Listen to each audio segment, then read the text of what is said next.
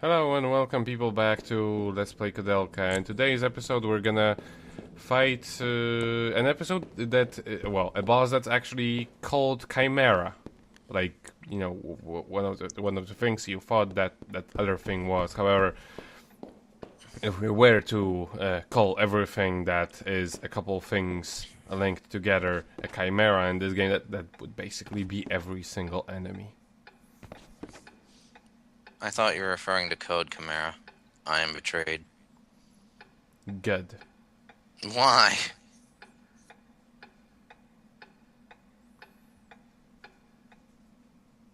Because it has nothing to do with anything around here, Stan.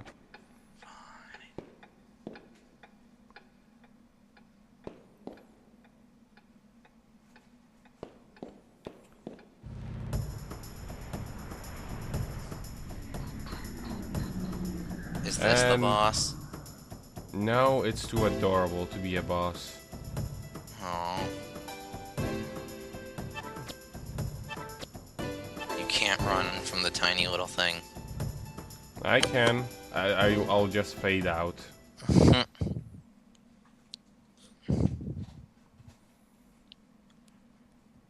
Loading. Alright. Railroading. Oh yeah, so the boss is behind the room that we can open now thanks to the Durgan statue that we nabbed from the caretakers. And open the door. If you put the goddamn thing here, it's you should open it. Something is not right, as always. So we go to the religious statue. Just make sure everything is in order. Throw away pistol rounds.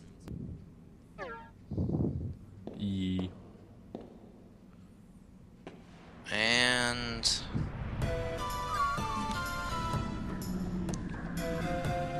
hello.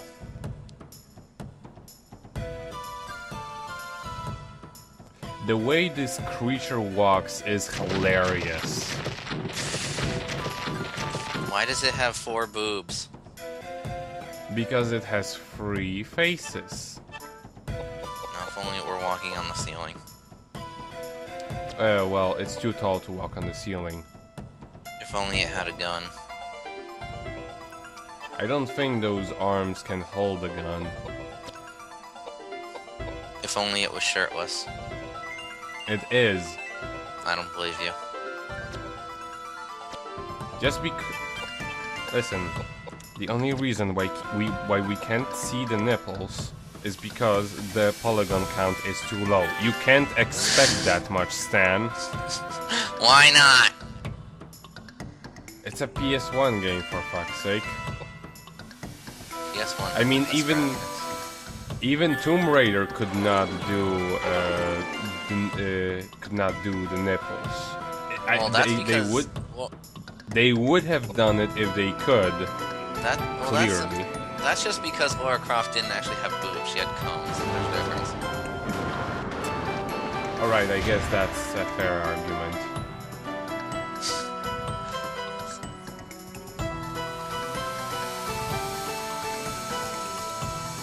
Yeah, but I don't know why, but for some reason when this creature walks, I just Married with Kids comes to my mind for some reason. Why? I'll tell you why once it actually starts to walk. Oh my gosh. Thankfully, this boss isn't too hard. Well, most of them aren't. It only really has one attack, and it doesn't seem to cause any sort of... Oh no, it has 2 attacks. One of them is kind of will hit everyone, but once you make it more stupider, it's just not even going to be a bother. How do you make enemies in this game stupider anyway? Do you make them watch Skelter Heaven or something? No, you make them sit through Kingdom Hearts 2. Oh, that'll do it. You just give them the summary of the plot. I'll never get over that. That you and Tom thought I was fucking joking about the overview of the Kingdom Hearts plotline. Ever. It's hard to believe how something can be this stupid, Stan. It's just hard. I guess so. I guess so. It's surreal. It's to the point of surreal. And here I'm just kind of overdoing it when it comes to the stat boosts. Partially because I have a thing for stat boosts. Like I like doing the thing where I'm just so incredibly powerful thanks to them, and my enemy is incredibly weak because of them, and also the fact that every time I use them I get, you know, they level up. And which means more stats. Oh, ow! I was looking for that sound effect, but I could never find an episode that had it at the very beginning. I'm tempted to leave now because of you. Why? It's all your fault. Give me reasons. No. No more. Elaborate on your reasons. I'm not elaborating on shit.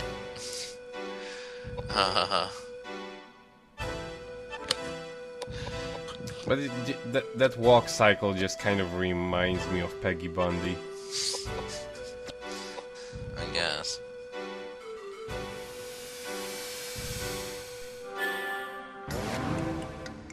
Edward could probably solo this whole place. Not So exactly. great. He would probably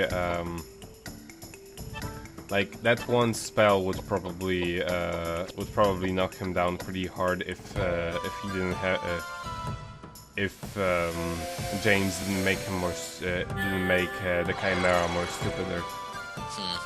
Or let's call her Peggy. That's terrible. She's Peggy from now on. Is it dead? Not yet. Yay, my gun level is now 3. It's as And high then as it'll it ever break. gets. By the way.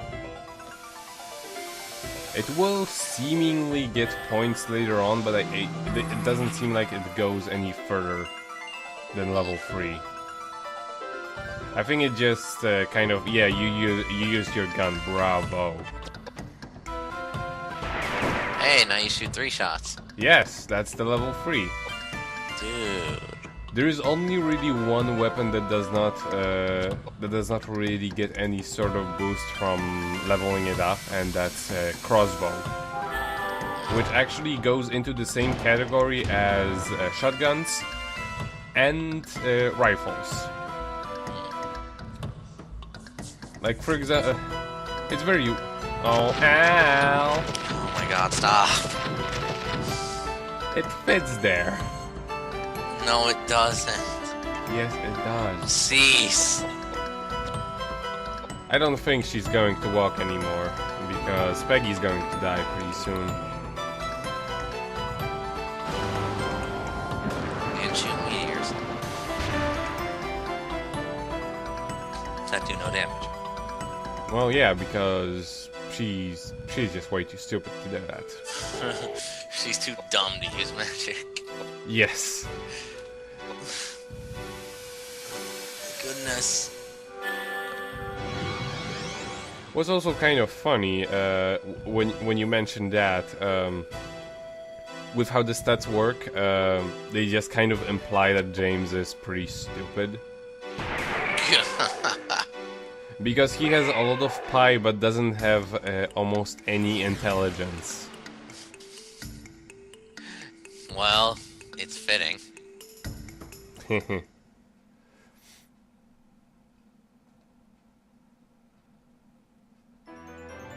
And of course level up. Mandatory. Eat once. more pie. Yeah, basically every 2 encounters level up. You didn't need any more pie. Well, I literally cannot run out of pie until the next encounter, so I think I'm good. Eat more pie. No, enough is enough, Stan. No, it's not. You can never have enough pie. Stop boosting agilities. No pie for anyone. Oh, that's just mean. So let's just now forget to cut out the save screen.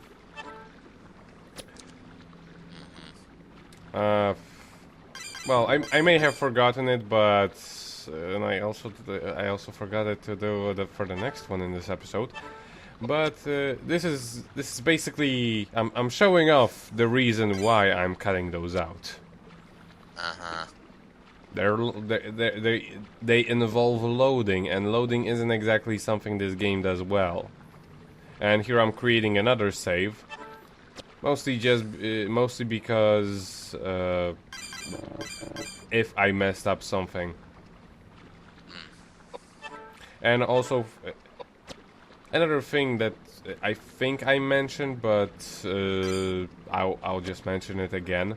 You can save between, like when you go between certain rooms. However, those saves you can only create over the last place you saved in. And here is a cutscene.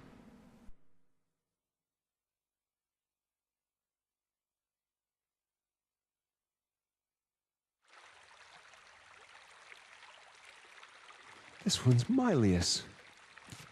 And Lambsbrick. And Michael Mayer. And Kunras Amphitheatrum Sapientiae Turni. What a collection of books. May I ask you something? What are all these? Ancient books on mysticism and alchemy. Ancient science. It's enticing, really. It's all about making gold from lead. It's just a ruse peddled by power-hungry tricksters blinded by greed. But in amongst the trash, there are some valuable works illustrating basic, useful experiments for predicting the laws of nature. Predicting a time when all men will be treated equally. God's will. No room for this argument nowadays. James. Hermeticism, Kabbalah, meaningless. Why is it not here? What? Where else can it be? Are you looking for something? I don't understand. I don't understand. You don't understand. I don't understand. What are you grumbling about? You're acting really strange. Just cut the charade and tell us what's going on. I do not like this. We all have our reasons. Let's not delve into each other's personal affairs. I am not bound to please thee with my answers. Do all men kill the things they do not love? Hate any man the thing he would not kill? And I thought all outlaws read just simple, stupid poets. You read Shakespeare. You're smarter than you look.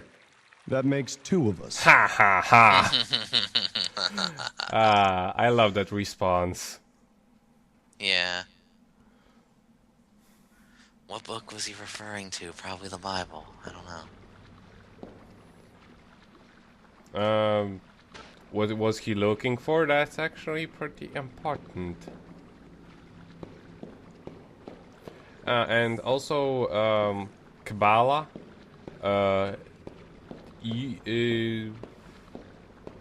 It kind of makes more like, well, in one of the last FMVs we had, when Koudelka had this flashback to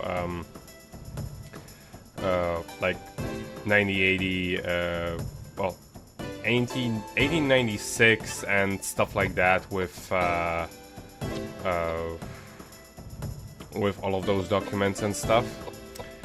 Kabbalah is it's from Judaism. I'm not going to pretend I know much about it, but Sephiroth is what is something that comes from that religion, and it comes back. It was shown in that cutscene, and also it's going to be displayed way later on something quite important. But I'm not going to spoil what. But that's another thing. There is a lot of things they say in those cutscenes. That will just go over your head unless you have played the game before or just look back at everything. Or look them up on Wikipedia or something. Also, I try my best to keep everything true to the original when I make those subtitles. However, I really cannot understand certain things they are saying. Especially when it comes to James, because he really likes to cut out the beginnings of his sentences. And also a lot of writers they reference are a lot of writers and their works are very, very obscure. So I cannot always find what the true quote is, what the true name is. I'm just writing what I can hear. And here is actually one of the stupidest way to break a wall I've seen in a while. What? Just what you read. That doesn't... What? Yes, you make a map and that makes the wall collapse. What? That. And it has doors. Okay. Whatever. It has doors, but it makes sense because it was clearly plastered over, like you know, it's a hidden room. So it kind of makes sense. Like at first, when I went into this room, I was like, what the fuck? You're making a door opening noise for walking through the hall? Because they've never done this before, but then, you know, you look, there are actually doors. So, that's alright. It's okay. You're And a if, firecracker. I mean, all things considered, if the wall is so powerful that you can destroy it by making a map, it's probably just as hollow as the walls I have in my house, and going out of that saving menu is more difficult than it seems. Oh. Because the cancel button for the saving menus is the same as confirm button for everything else. So that's what makes it kind of overly confusing sometimes. Well, not really overly confusing, but I'm just kind of going back and forth, back and forth, back and forth. Also, the cancel button for those prompts is exactly the same that's confirm for everything else. Figures. So that's, yeah. They really could have done this differently. Can't carry anymore. I love how she actually like gets kind of annoyed with it. And who's that secret bitch?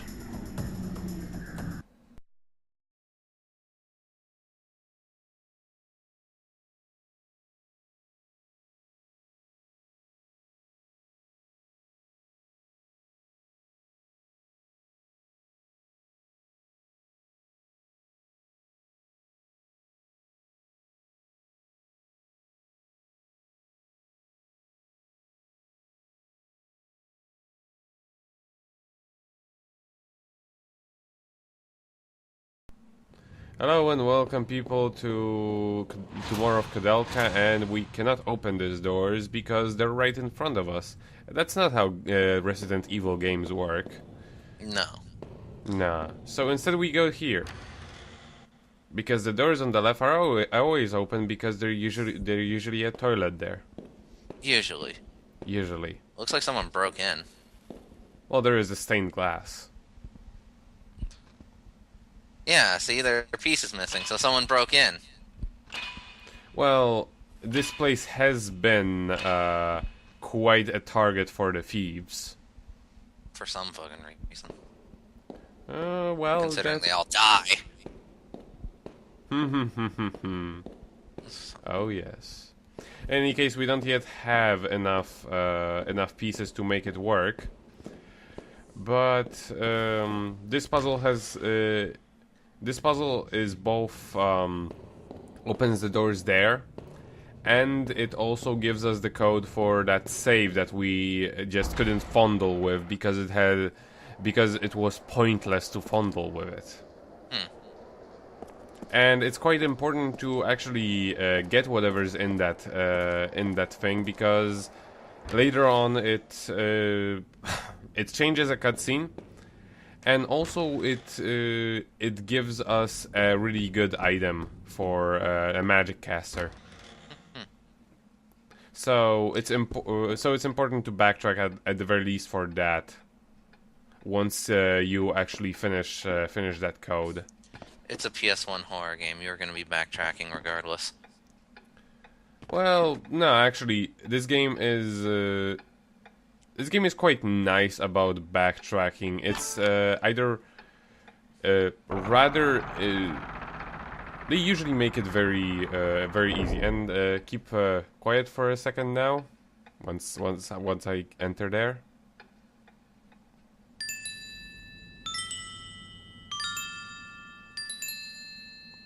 I hate puzzles like that. That's because I have absolutely no sense of hearing. Spooky. And this was not me doing it at the first try. This was me cutting out basically all of the other attempts. Now, if only you had AJ's sense of musical direction, you would have aced that right in the first go.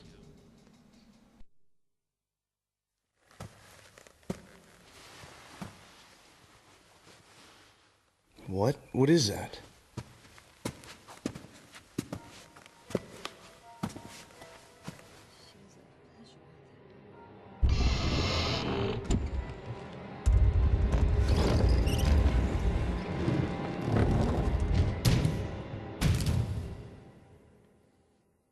Is that just a mummy? Cross your fingers. That was disappointing. Holy Savior! The secret of the Formors from the bottom of the sea. EMIGREEEE!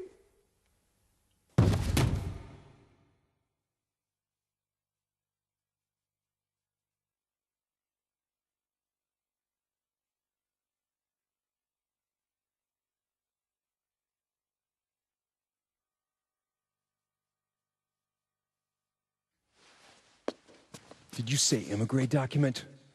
What do you know about the EMIGREEEE document? Where is it? Answer me! EMIGREEEE document? Is that what you've been looking for? Hey, you crotchety old fart! I am sick of this! You don't want to talk? Fine. I'll slit your holy throat and leave your body for the rats! Edward? I have no choice. Here it is. I'm on instructions direct from the Vatican. There is a manuscript. It's said to be somewhere in the building. And that manuscript is? Right. It's called the EMIGREEEE document. Is it very important? For hundreds of years, it was kept deep inside the Vatican library. No one was allowed to read it. In fact, many people thought it didn't even exist. That's weird. So why is it here now? Somebody stole it. Stolen? From the Vatican? Right. No way. Not many people could steal a thing like that from the Vatican. You really have to know the place, or have enough money. According to our secret investigation, however, the wealthy gentleman who purchased this monastery bribed someone within the Vatican to steal the EMIGREEEE document for him. Wealthy gentleman? Yes. Patrick Hayworth. my friend. But it's not like it was priceless art or something. Why would he be interested in a thing like that? For years, Patrick has dabbled in mysticism and alchemy. He's on the brink of crossing the line, playing God. Playing God? Creating life, Edward. It's thought that the ancient druids' forbidden secrets on eternal life and resurrecting the dead are contained in the EMIGREEEE document. I can't believe that. Of course, it's just silly superstition. That's why I'm here, to try to convince Patrick to drop his dangerous experiments and return the EMIGREEEE document to the Vatican. Wow. You'd never guess that a lunatic like that was living here by looking at the place. According to the caretakers, he lives in the building next to the temple. They said that? Yes, they're terrified. With all the crazy things going on around here now. They haven't even seen Patrick, yet they feel indebted to him. They've asked me here to see if I can save him. So that's your story? I don't know. One more mystery that needs unraveling.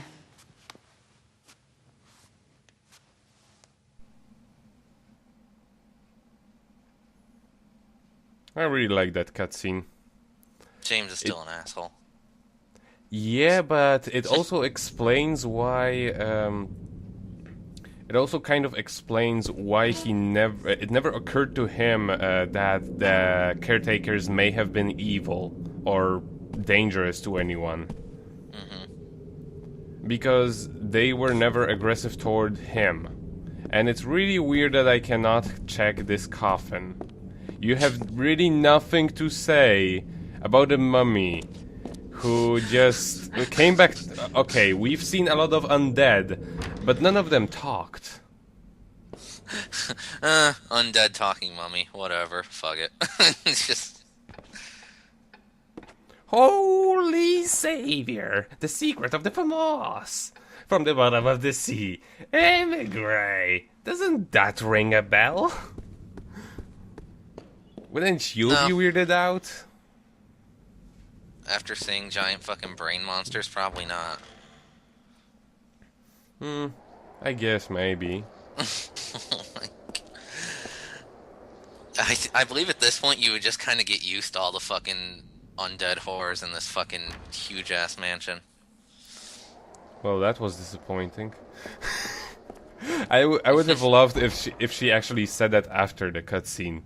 Like, he comes back to life screaming the whole thing, and, well, that was disappointing. Well, business as usual. In fact, I will see if I can edit that scene in that way. Okay. Oh god, a Greek letter puzzle. Yeah, it tells you here that you're supposed to come back there and do it. Goody. Yeah, so that's what I do. And by what I do, I mean I cut back to it. Good. It's, by the way, on the from what I remember. It's right across the entrance to the library. And here we find two things, but we really only can take two. We can only really take one of them. I'm gonna be showing off the what's in it at the end of this video, because otherwise there would be a really big pause right here. Sophia. Sounds familiar.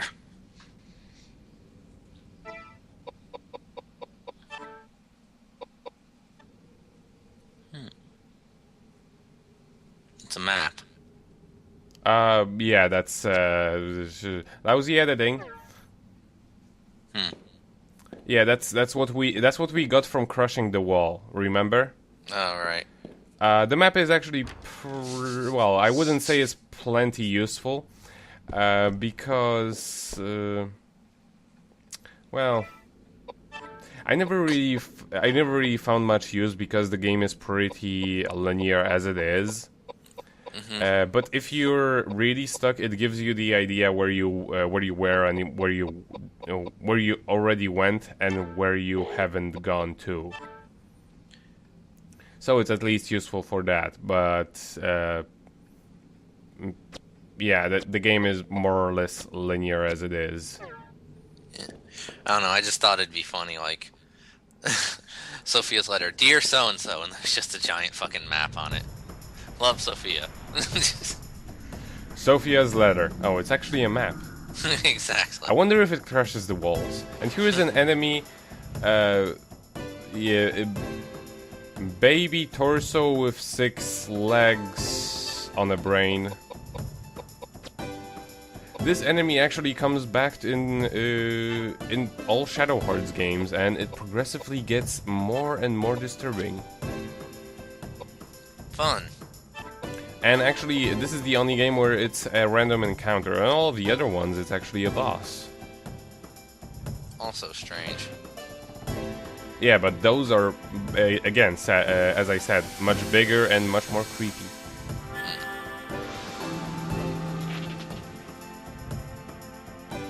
It kind of feels wrong killing it. No, it doesn't. Bash its fucking brain in and let's go. Especially when it makes that sound. No. And it still moves. No. Suddenly I want to kill it harder. You wanna kill its soul? Yes. Stop leveling. It will never stop, Sam. You can't stop the destiny. Whatever. Eat more pie then. No. No. No. I had Damn enough it. pie. No, you haven't. You can never have enough pie. It's gonna go into their hips. And then they'll blow up. From all of the magic they have gathered. Mm-hmm. So now where are we going? We're going through those doors because you remember, because apparently fixing stained glass opens the doors. Makes sense.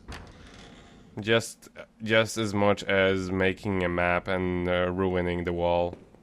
Yeah. Although I'm pretty sure if I made a map in my house, it would probably tear down the walls too.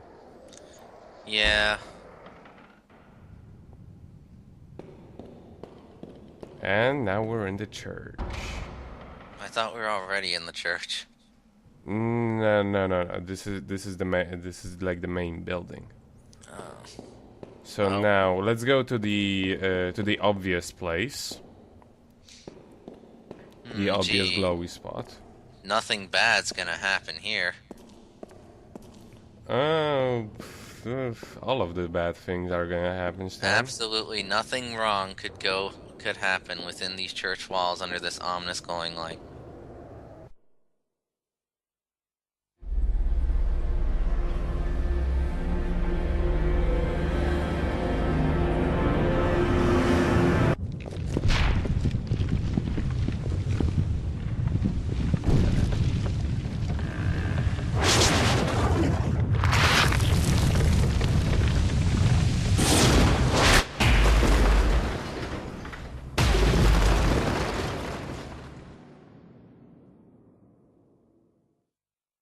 One thing I always loved about the FMVs in this game, while they're kind of choppy at times and in general kind of low res, whenever there is an impact, you can see it and you can feel it. It's really nice. Unlike certain games that we have discovered. Yeah. Trag. Trag was a wonderful game. What are you talking about? With that thing throwing scene.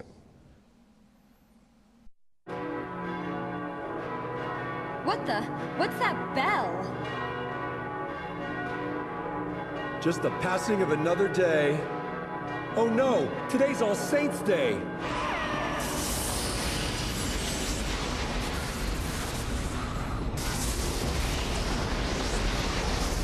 Their spiritual energy is coming together. What power? It's like a monster.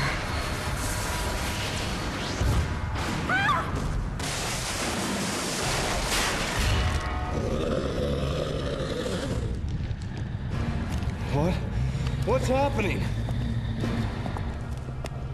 This can't be.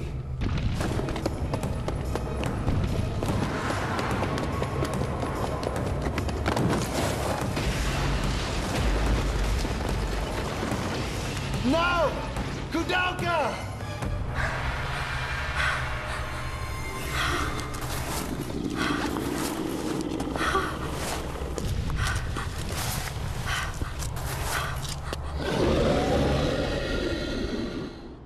Hello, preview of Shadow Hearts.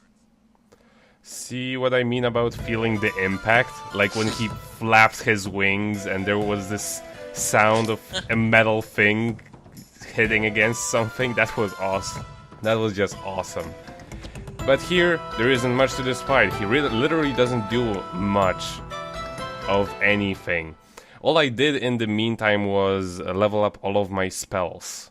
What you're supposed to do is just run away, because otherwise the encounter just does not end. And unless you don't know, and if you don't know how to run away, well, then you're in a tight spot. And right now we're going to just go over here and switch the discs. Please insert disc 7. We don't have that many, Stan. We don't have that many. Please insert disc 8. No, this isn't D2 on the Dreamcast, the re-release version. Please insert disc 6. That one you usually have to skip. Please insert disc 92.